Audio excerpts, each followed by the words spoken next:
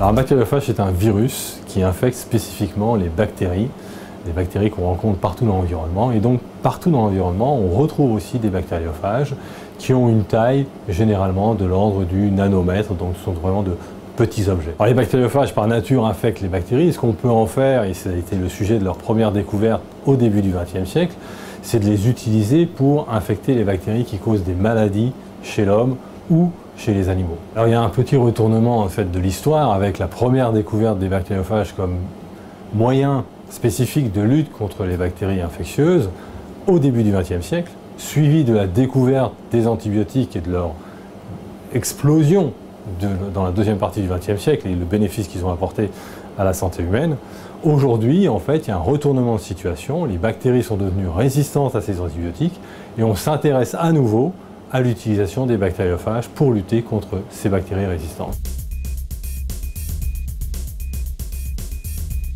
Donc les bactériophages ont la particularité d'être extrêmement spécifiques des bactéries qu'ils infectent. Il y a donc de multiples bactériophages qui peuvent infecter de multiples bactéries différentes et les applications thérapeutiques sont limitées à l'accessibilité des bactériophages aux bactéries. Donc parmi les différentes applications qu'on peut envisager, on peut soigner des plaies infectées cutanées par exemple, ça peut être aussi des infections ostéo-articulaires, des infections pulmonaires.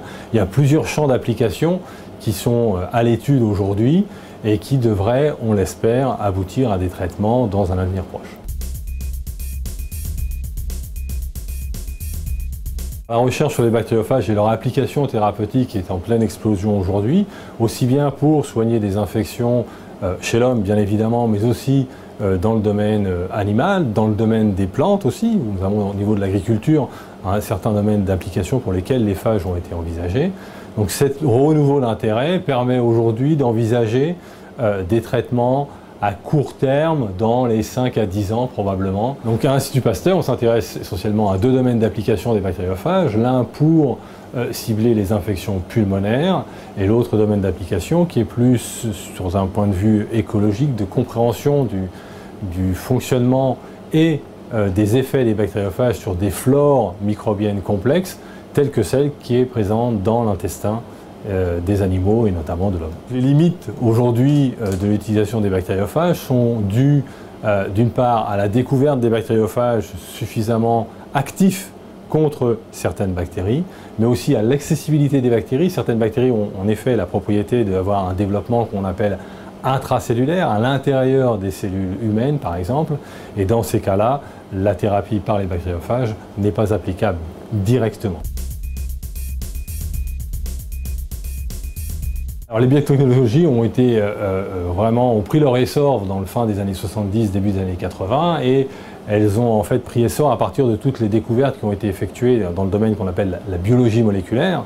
Et de manière très intéressante, la biologie moléculaire est elle-même née de l'étude des bactériophages dans les années 40 et 50. Aujourd'hui, il y a un retournement de situation où on s'aperçoit que les biotechnologies sont appliquées aux bactériophages et à l'étude des bactériophages.